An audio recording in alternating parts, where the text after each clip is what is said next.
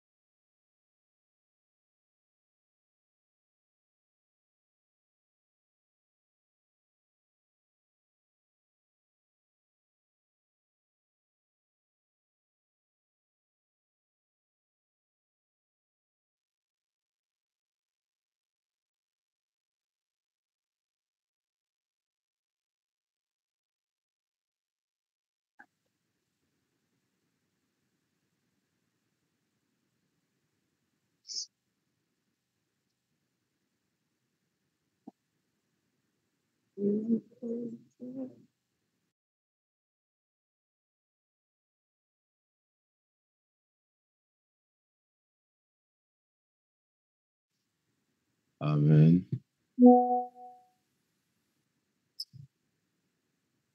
Amen, amen, amen, amen. Désolé, je m'étais déplacé. Amen. Est-ce qu'on entend?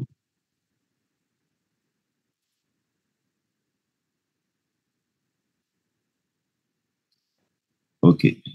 Désolé, je m'étais déplacé. Bonjour à tous et à toutes. Tu peux mettre amen à tous les sujets de prière qui ont été adressés. Écris amen, amen, amen. Amen. Yes. Et avant qu'on introduise notre orateur de ce matin, tu peux juste prendre le lien, partager pendant 5-10 secondes. 5-10 secondes, nous allons passer à la parole. Prends juste le lien, partage-le pendant 5-10 secondes. Nous allons passer à la parole. Partage rapidement, partage rapidement.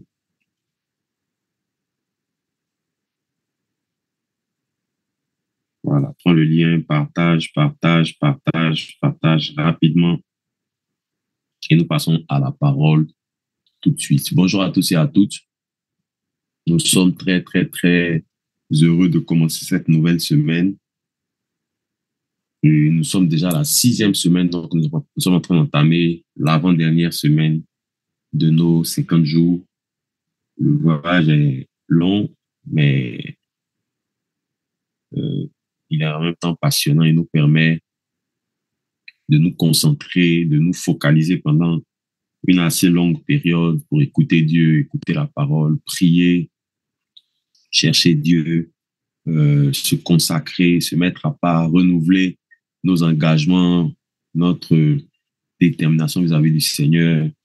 Et c'est une bonne opportunité où nous pouvons voir le ciel manifester sa puissance, nous visiter, nous parler, etc., etc. Et nous sommes bénis. Je ne sais pas si toi tu es béni, mais en tout cas, nous sommes tellement bénis pendant ces 50 jours de ce que le Seigneur est en train de faire dire à travers les hommes et les femmes qu'il utilise depuis le début de ces 50 jours. Et je voudrais rendre grâce à Dieu pour tous ceux qui nous ont, qui se sont succédés pendant ces 50 jours, que ce soit les matins, les soirs, les veillées, etc. En tout cas, on est très, très, très, très,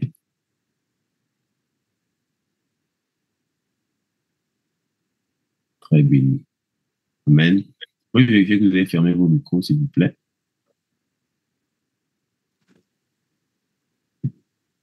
Vérifiez que vos micros sont fermés pour ne pas qu'il y ait d'écho. Voilà, parfait. Dieu vous bénisse. Amen.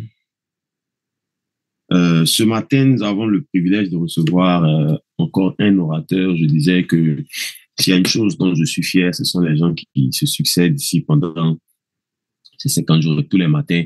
Vraiment, je pense que tu ne me diras pas le contraire. On est tellement bénis de ce que le Seigneur dit et fait ici. Et aujourd'hui, on a le privilège de recevoir un serviteur de Dieu qui va nous bénir. Il a déjà plusieurs fois intervenu, je pense, sur nos plateformes APN. Et donc, certainement que pour les habitués, pour ceux qui n'oublient pas les noms, pas les visages, qui n'oublient pas les noms, certainement qu'ils sauront le reconnaître.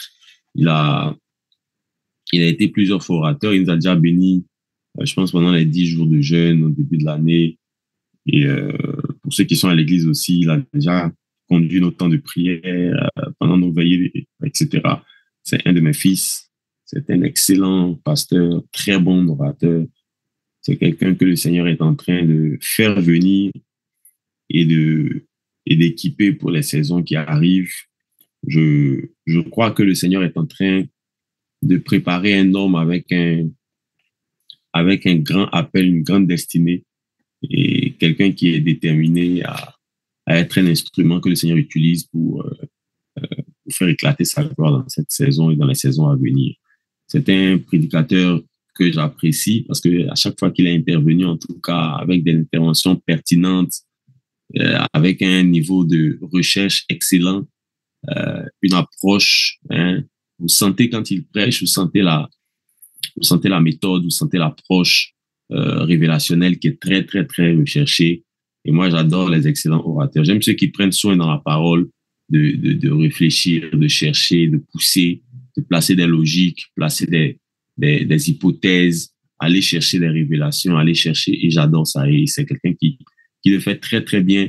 Et nous sommes bénis à chaque fois qu'il intervient. Je voudrais, s'il vous plaît, s'il y a une chose dont je suis fier, c'est comment est-ce que le Seigneur est en train de préparer, travailler avec lui. Il dirige déjà une église, il dirige une communauté et il fait un travail excellent pour le Seigneur depuis plusieurs années déjà, avec un très bon parcours. Et je crois qu'aujourd'hui, Dieu va l'utiliser encore pour être un sujet de bénédiction pour nous. Je voudrais, s'il vous plaît, que vous puissiez m'aider à recevoir le pasteur Pierre Cédric.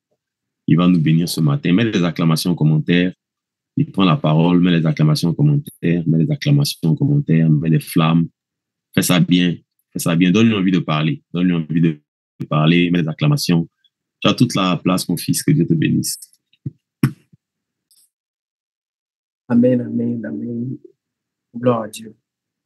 Merci beaucoup, papa, pour l'opportunité que vous me donnez encore une fois. Je veux aussi dire merci au Seigneur, merci à toute l'équipe, APL.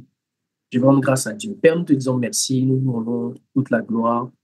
Nous prions afin que tu prennes absolument le contrôle comme tu as déjà commencé à le faire depuis le début, que tu nous permettes de pouvoir comprendre les choses telles que tu les comprends et tu nous donnes de pouvoir les manifester comme tu aurais souhaité que nous puissions les manifester. Que ton nom soit élevé au nom de Jésus.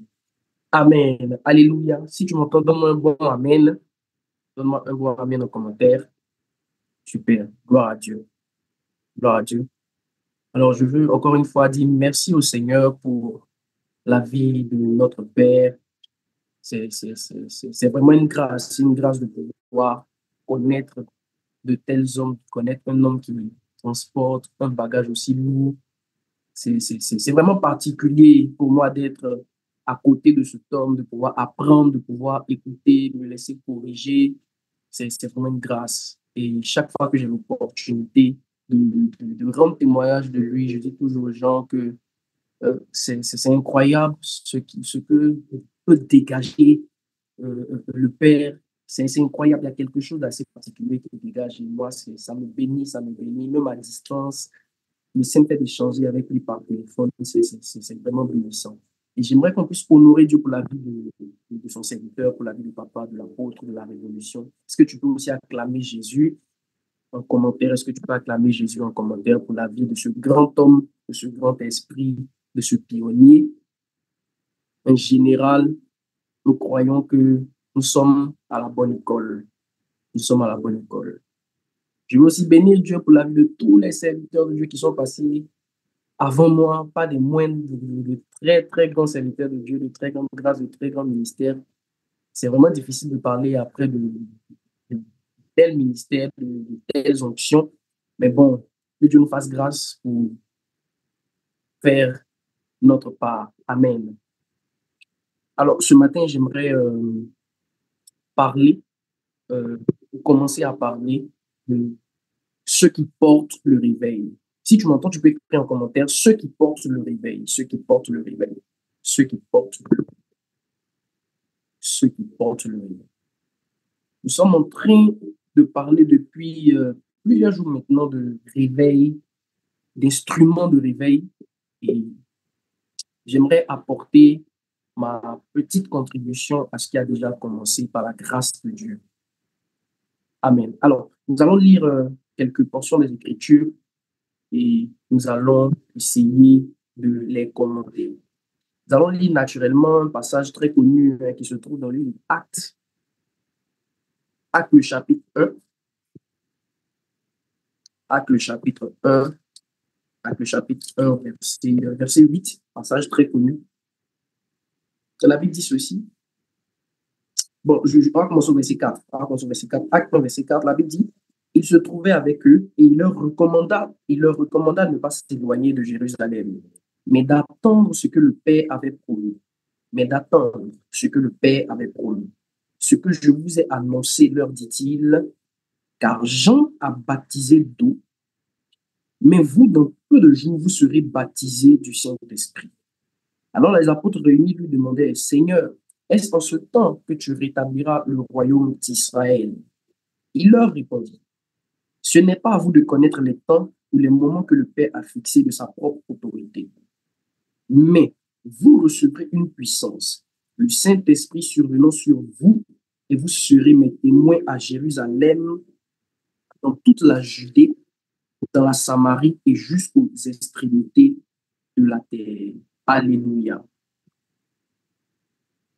Alors, ce passage, c'est quelques passages que nous venons de lire présentent un contexte, une réalité que la plupart d'entre nous connaissons d'ailleurs. C'est que nous sommes dans la période où le Seigneur Jésus s'apprête à regagner la patrie céleste, à regagner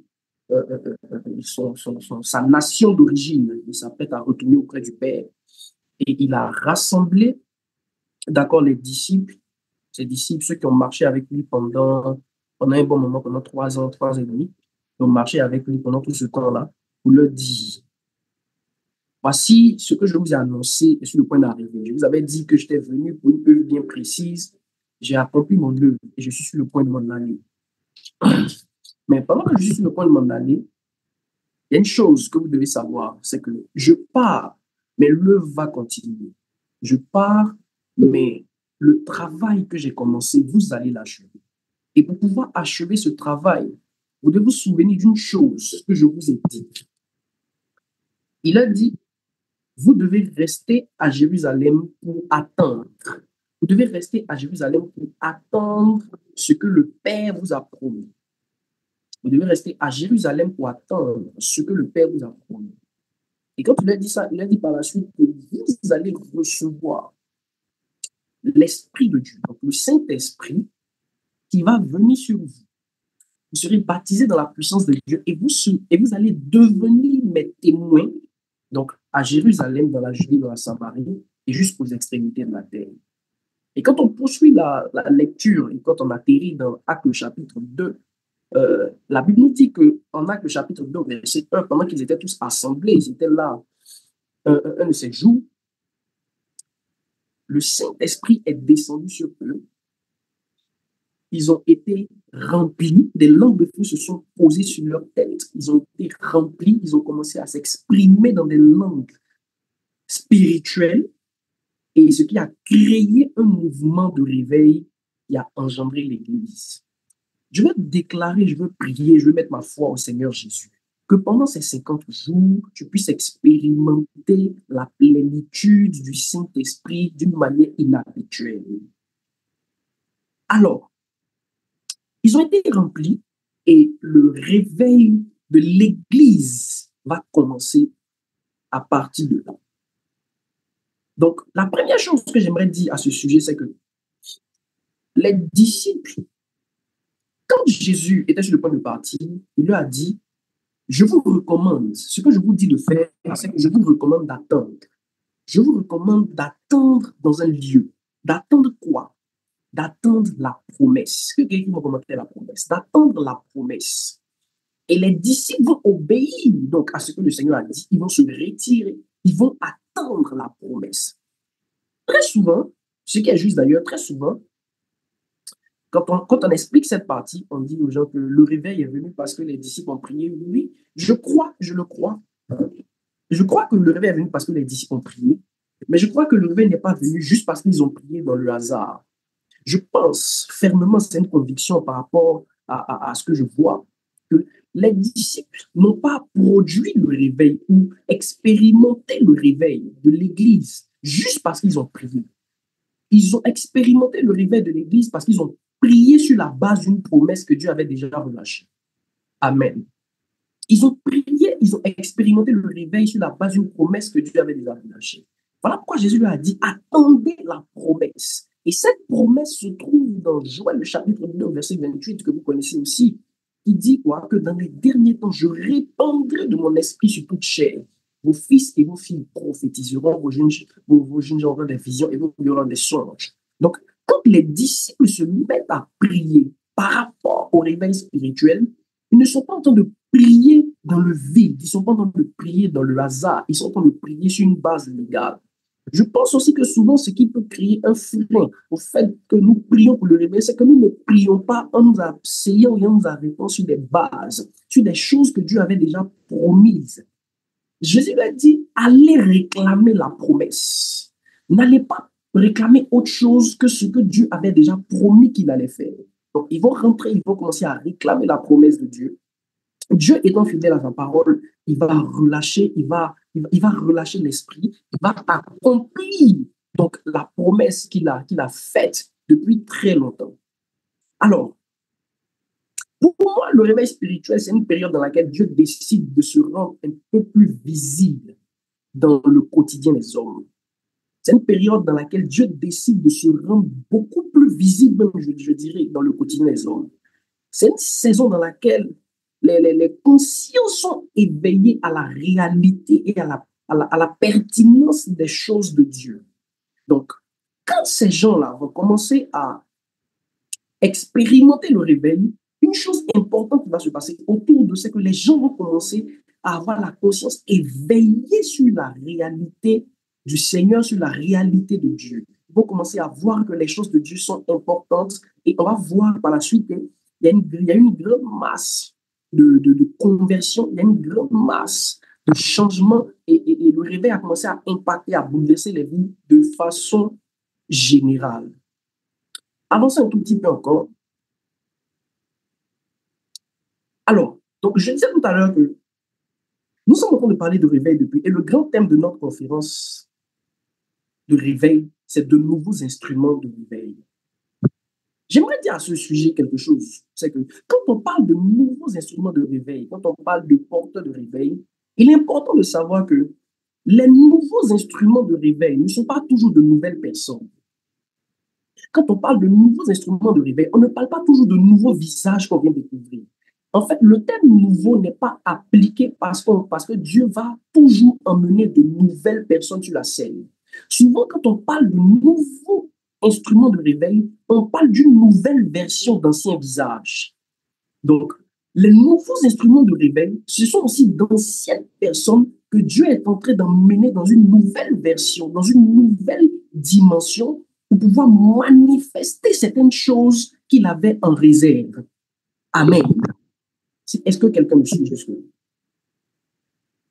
Donc, les nouveaux instruments de réveil sont aussi des anciens visages que Dieu emmène dans une nouvelle dimension, que Dieu emmène dans une nouvelle, j'ai envie de dire, dans une nouvelle saison, dans une nouvelle dans une nouvelle bulle. Et on va lire ensemble le passage qui va nous servir de base pour pouvoir entrer même dans le corps du message. 2 Corinthiens, le chapitre 5, au verset 17.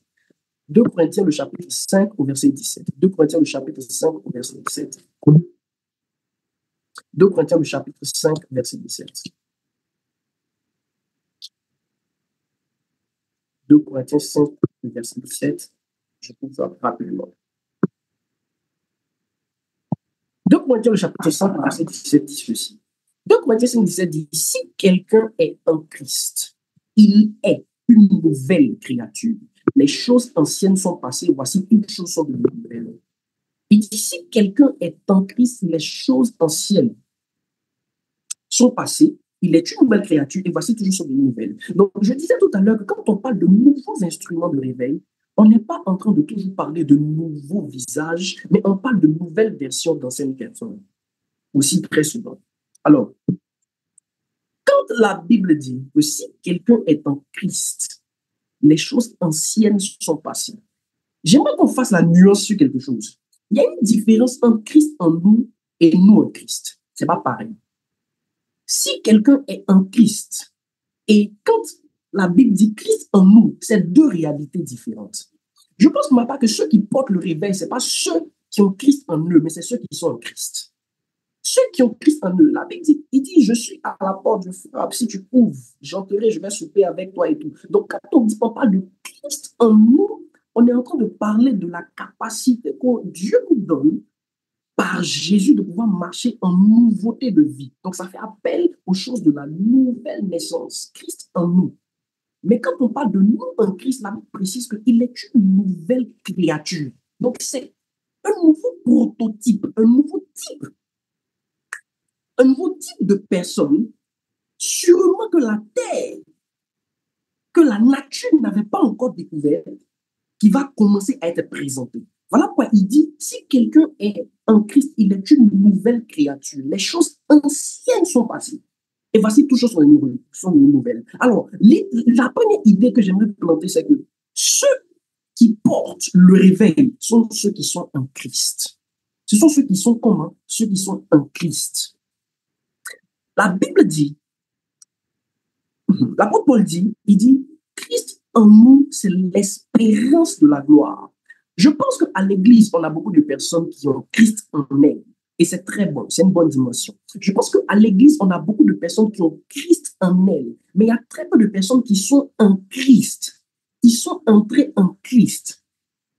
Parce que Christ en nous, c'est lui qui rentre dans notre cœur. Mais nous en Christ, c'est nous qui faisons un mouvement pour entrer dans une autre dimension, pour expérimenter ou pour manifester une autre nature qui jusque-là n'était pas encore découverte. Voilà pourquoi quand on lit le livre même d'Éphésiens, vous allez, ceux qui lisent le livre d'Éphésiens vont remarquer qu'il y a une expression qui revient très souvent, il dit en Christ, en Christ, en Christ. Et même, permettez-moi de le dire d'ailleurs, Paul dit que nous sommes bénis de toutes sortes de bénédictions spirituelles dans le céleste en Christ, en Christ. Donc, tout ce que Dieu veut accomplir avec nous ne se trouve pas forcément dans la dimension du Christ en nous. Écoutez-moi, ceux qui ont Christ en eux sont dans l'espérance. Paul le dit bien. Il dit c'est l'espérance de la gloire. C'est quelque chose que vous n'avez pas encore touché, que vous continuez d'attendre. C'est un soupir constant. C'est un soupir. Les gens continuent d'attendre. Ils sont toujours dans l'expectative, si je peux le dire ainsi. Les gens continuent de dire j'aspire à ça, j'aspire à ça. La plupart des gens qui continuent d'aspirer, qui ont des aspirations qu'ils n'arrivent pas à toucher, sont dans la dimension de Christ en elles, mais n'ont pas compris qu'elle doit faire un mouvement pour passer de Christ en elle à elle en Christ. Amen. Donc, il y a un mouvement que nous sommes censés faire, nous, pour pouvoir être des porteurs de réveil. Il dit, si quelqu'un est en Christ, il est une nouvelle créature. Les choses anciennes sont passées, voici toutes choses sont une nouvelle. L'expression toutes choses sont une nouvelle, c'est le mot kainos, qui veut dire nouvelle chose, qui veut dire nouvelle réalité. Donc, ça veut dire que quelqu'un peut recevoir Christ en lui sans expérimenter de nouvelles réalités. Mais ceux qui expérimentent les nouvelles réalités rattachées à leur nature divine sont ceux qui sont entrés en Christ. Amen. Ce sont ceux qui sont entrés en Christ. Alléluia. C'est pourquoi C'est pourquoi si on examine bien, vous allez voir que ce même principe a été respecté depuis l'Ancien Testament avec Moïse. Moïse, un jour, est en train d'échanger avec Dieu. Il est en train de parler avec Dieu. Et il va dire à Dieu un jour, Seigneur, fais-moi voir ta gloire. Je vais lui dire, Moïse, l'homme ne peut me voir et vivre. Toutefois, voici ce que je vais faire. Ce que tu me demandes, tu es Moïse, mais je vais te faire expérimenter quelque chose, t'enseigner un principe. Je vais t'emmener dans un endroit. Et dans cet endroit-là, il y a un rocher. Je vais passer. Quand je vais passer, je vais te mettre dans le rocher. Ainsi, ma gloire ne pourra pas te tuer parce que tu seras dans le rocher. Donc, Dieu qui dit à Moïse au départ qu'on ne peut pas le voir, il va décider de faire une faveur à Moïse. Et quand on regarde la scène, Dieu passe et il prend Moïse, il le met dans le rocher. Et le même apôtre Paul nous dit que le rocher qui suivait Moïse, c'était Christ. Donc, qu'est-ce que Dieu est en train de nous présenter comme image? Dieu est en train de nous présenter comme image le fait que la manifestation ou l'accès à un certain niveau de gloire, c'est le fait que nous soyons positionnés dans le rocher. Être dans le rocher nous permet d'expérimenter un niveau de gloire qui n'est pas autorisé à tout le monde. Voilà pourquoi je dis que ceux qui ont Christ en eux n'ont pas forcément la capacité, ils n'ont pas encore la capacité de pouvoir porter le réveil jusqu'à un certain niveau. Il faut qu'il y ait un shift, il faut qu'il y ait un mouvement. Donc, ce qui me permet de dire alors que le réveil que nous sommes en train d'attendre ne va pas toujours commencer par des œuvres, ça va commencer par un changement d'état intérieur. Ça va commencer par un changement d'état intérieur. Regardez, toujours sur le cas du même Moïse. Moïse qui est appelé à être un homme de réveil, un libérateur, un homme de réveil pour le peuple d'Israël. Ce Moïse-là va rencontrer une grande difficulté. Le combat véritable de Moïse, c'était un combat de nature. C'était un combat de nature. La Bible dit qu'un jour, Moïse va sortir du palais. Et quand il va sortir du palais, il va rencontrer un juif qui se bat avec un Égyptien. Et pendant que les deux seront en train de se battre, la Bible dit que Moïse va tuer l'Égyptien, il va le cacher. Pourquoi Moïse tue l'Égyptien? Et pourquoi exactement, quand Moïse vient, il rencontre un juif qui est en train de se battre avec un Égyptien? Je pense pour ma part que ce n'était pas juste une scène, mais Dieu était en train de montrer par cette scène quelque chose qui se passait à l'intérieur de Moïse. Moïse était en train de voir un juif qui se battait avec un Égyptien, mais en réalité, Moïse était en train de voir ce qui se passait à l'intérieur de lui. Ce qui se passait à l'intérieur de Moïse, c'est qu'il y avait un choc entre sa véritable identité de juif et son identité dans laquelle il a grandi en tant qu'Égyptien. La Bible dit que Moïse a été éduqué dans la sagesse égyptienne. Donc, il y avait un combat juif-égyptien. Et la capacité que Moïse a eue de pouvoir tuer l'Égyptien pour pouvoir conserver et garder la vie du juif révélait en fait que avant même que Moïse ne sorte du pays d'Égypte, Moïse était déjà sorti parce qu'il a opéré un shift à l'intérieur. Il venait de tuer une nature pour entrer dans une autre nature. Voilà pourquoi Dieu n'a pas eu du mal, donc dans le désert, à se révéler à Moïse d'une certaine manière. Écoutez-moi, s'il vous plaît. Ceux qui portent le réveil dans une certaine dimension, ce sont ceux qui ont la capacité de tuer une nature pour entrer dans une autre nature. Et entrer dans la nature, il s'agit de faire quoi? Il s'agit d'entrer en Christ. Dis à ton voisin en commentaire, entre en Christ, entre en Christ, entre en Christ. Entrer en Christ, ce n'est pas juste... Ouais, je suis entièrement d'accord avec papa quand il dit qu'il y a un problème avec la religion. La religion me fait comprendre que le passage de 2 Corinthiens, le chapitre 5, verset 17, là, c'est un verset qu'on utilise pour donner aux gens quand ils doivent se convertir, quand ils doivent donner la vie à Jésus. Non, en fait, c'est quelque chose de plus profond que ça. C'est un passage qui nous exprime une réalité spirituelle, une stature, un niveau spirituel. Je vais même plus loin.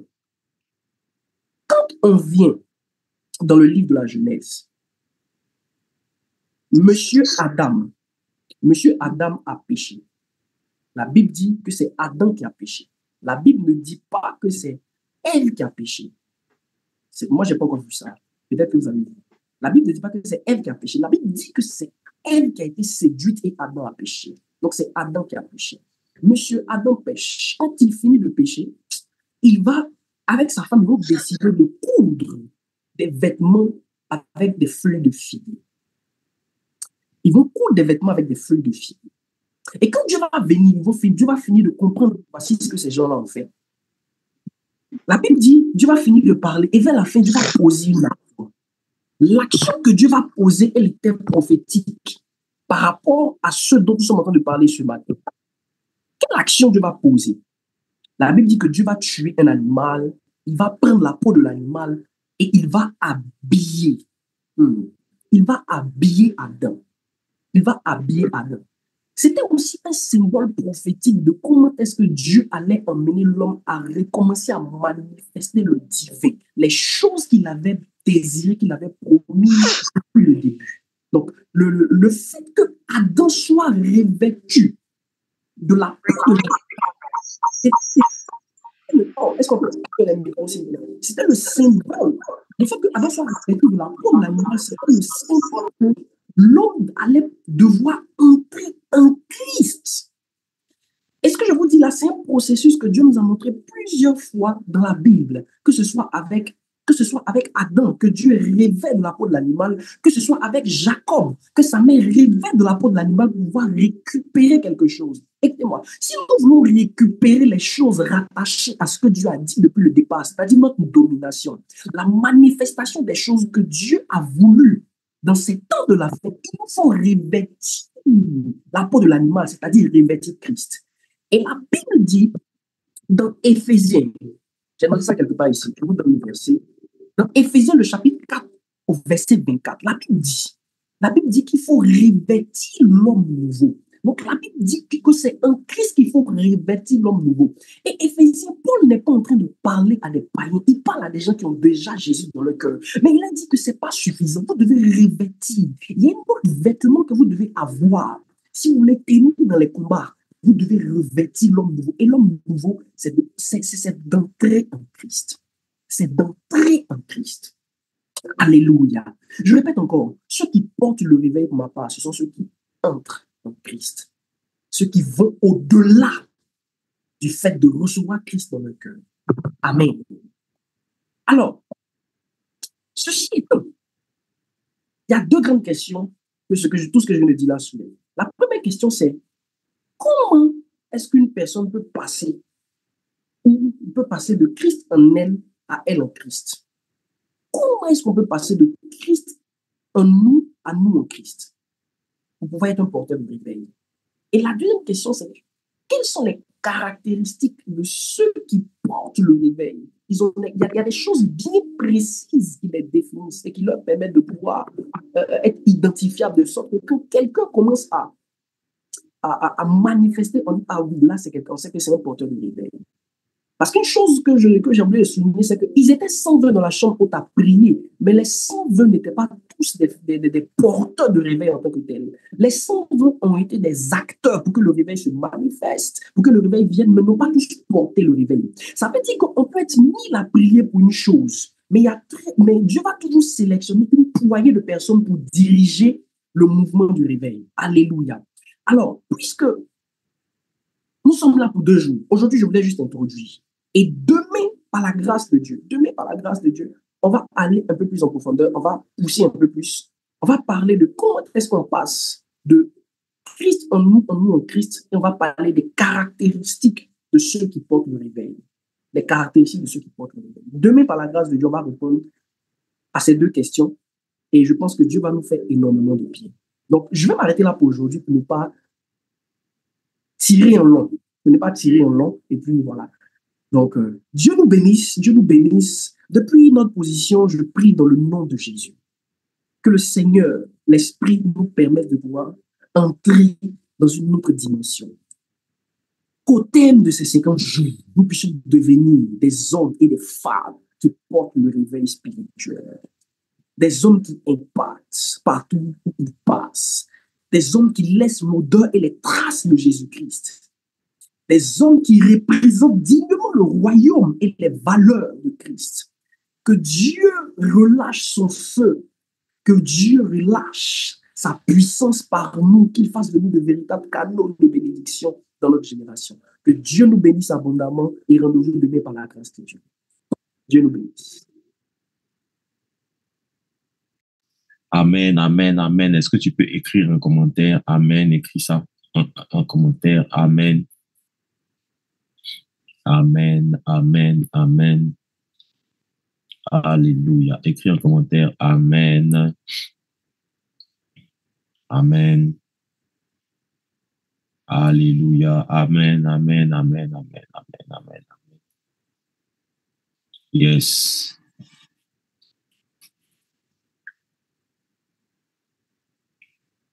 Voilà. Que Dieu bénisse son serviteur. Que Dieu bénisse l'homme de Dieu. On a été bénis. Écris amen, amen, amen, pardon, mets des flammes. Amen, amen, amen, amen. Christ en nous et nous en Christ. Et demain, il va poursuivre, il va donc ouvrir ces problématiques-là. Nous allons poursuivre demain. Mais on a déjà été tellement bénis par cette introduction. Écris amen, amen, amen. Yes, yes. Yes. Amen. Gloire à Jésus. Que Dieu bénisse son serviteur. Merci, merci pour cette puissante introduction. Demain, donc, nous allons poursuivre encore et il va nous ouvrir ce thème, enfin, cette problématique posée par nous en Christ. Demain, donc, nous serons connectés demain encore. Nous allons être enrichis par la grâce de Dieu. Amen. Je voudrais juste, avant qu'on termine, je voulais juste rappeler quelques petites informations, notamment que ce soir, nous aurons notre soirée de réveil à l'église et en live. Donc, soyons connectés si vous êtes loin, si vous êtes en incapacité de vous déplacer. Donc, soyons connectés ce soir. Déjà à partir de 19h d'Abidjan, 19h30 d'Abidjan, on sera en ligne. Je pense que ça fait 21h30 à Paris. Voilà, on sera déjà en ligne. Et on va avoir un puissant message encore ce soir. Donc, soyez connectés. Dieu va nous faire beaucoup, beaucoup, beaucoup de bien. Amen. Dieu va nous faire beaucoup de bien. Et donc, la semaine là commence comme ça déjà. Et je sens que c'est une semaine qui va vraiment qui va vraiment nous bénir. Donc, ce soir, on commence nos soirées. Excusez-moi. Ce soir, on commence nos soirées. Et excusez-moi. Je vous donne une info importante. Si, voilà. Excusez-moi. Voilà. Donc, ce soir, on commence nos soirées et je pense que je n'ai pas envoyé l'info aux médias. Je vais essayer de leur envoyer ça pour qu'ils puissent nous l'afficher aussi. Et ce vendredi, on aura une veillée, donc la 6e veillée déjà. Voilà, je pense qu'on va essayer d'envoyer ça aux médias pour qu'ils nous l'affichent. On aura la 6e veillée déjà, ça va faire déjà 6 semaines, enfin 5 semaines déjà, nous entrons dans la 6e. 5 semaines que nous sommes en train d'être restaurés par le temps de prière, les nuits, les veillées. C'est fatigant avec le corps, mais c'est tellement, à un moment, on est tellement béni qu'on ne sent même plus les heures passer, on ne sent même plus la nuit passer. Et je bénis Dieu pour tous ceux qui viennent, parce que toutes les veillées qui sont là, je sais qu'il y en a qui ne sont pas encore venus, tout ça, mais en tout cas, ceux qui viennent, on est tellement bénis. Les messages qu'on partage, l'atmosphère qu'il y a, l'atmosphère de prière, et toutes les choses là qu'on partage là sont tellement, tellement enrichissantes que voilà. Donc, ce vendredi, on aura la 6e veillée. Et c'est un peu comme une surprise, parce qu'on n'avait pas vraiment prévu, mais c'est une bonne surprise. On aura la grâce de recevoir avec nous l'apôtre Michael Hippoly, voilà, qui sera avec nous ce vendredi. Il sera notre orateur de ce vendredi à la veillée, de ce vendredi à la 6e veillée. Il arrive de Paris. Il sera à Abidjan. Donc, je vais inviter tous ceux qui sont à Abidjan, soyez connectés, enfin, soyez là, faites le déplacement. Si vous êtes à Abidjan, l'apôtre Hippoly a une très grande grâce apostolique et prophétique. Voilà, il sera avec nous ce vendredi. Ça sera notre orateur. Un peu surprise parce qu'on ne l'avait pas prévu, mais le Seigneur l'a dépêché Donc, il sera à Abidjan pour d'autres obligations et on va profiter de sa présence pour recevoir le don à l'église. Donc, ce vendredi, ne manquons pas. Si vous êtes pas à Abidjan, soyez en ligne également, mais faites le déplacement nombreux. Je vous encourage vraiment à faire le déplacement. Il a un ministère qui bénit vraiment. Il est apôtre de l'église Centre de Réveil International, Impact World à Paris. Voilà. Et Paris, Angers et même, ils ont une église aussi à Lyon. Donc, c'est l'apôtre de 3 assemblées déjà, qui s'implante bien en France, bien en Europe et qui fait un excellent travail. Ça sera une très grande grâce pour la maison de le recevoir. Donc, soyez là, soyez en ligne. Si vous pouvez faire le déplacement, vous êtes à Abidjan, vraiment, je vous encourage à vous déplacer. Je sais que Dieu va nous faire beaucoup de bien. Amen. Il va nous faire beaucoup, beaucoup, beaucoup, beaucoup de bien. Amen. Voilà, donc, ce vendredi, on va terminer par lui. Ça sera notre 6e veillée de prière déjà. Et pour la suite,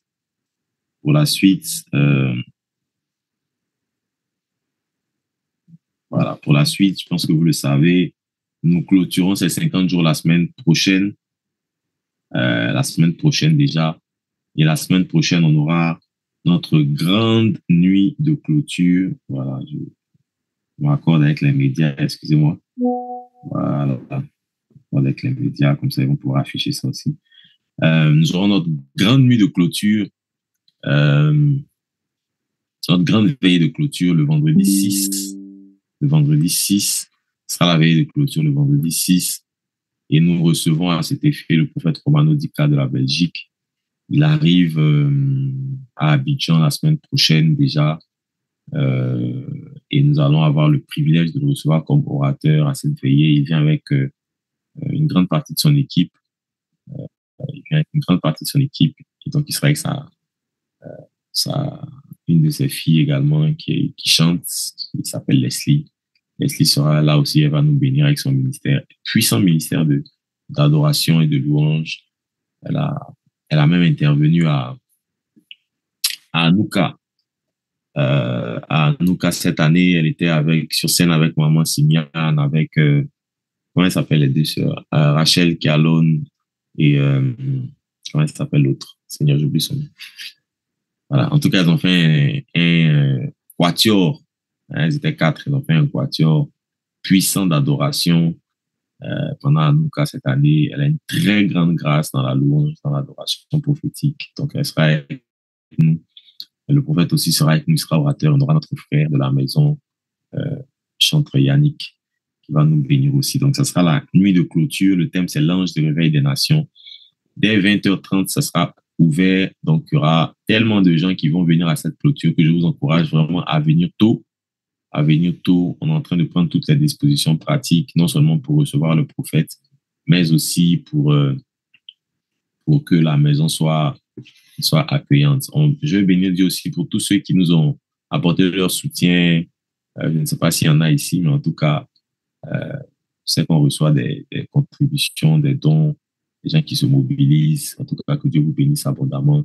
Merci à tous ceux qui ont apporté une semence pour la construction, parce que vous savez qu'on est en travaux de construction à l'église et on a pu, grâce à vos dons, enfin, je sais pas, en tout cas, ceux qui ont fait des dons, je ne sais pas encore le point de qui l'a fait, qui l'a pas fait.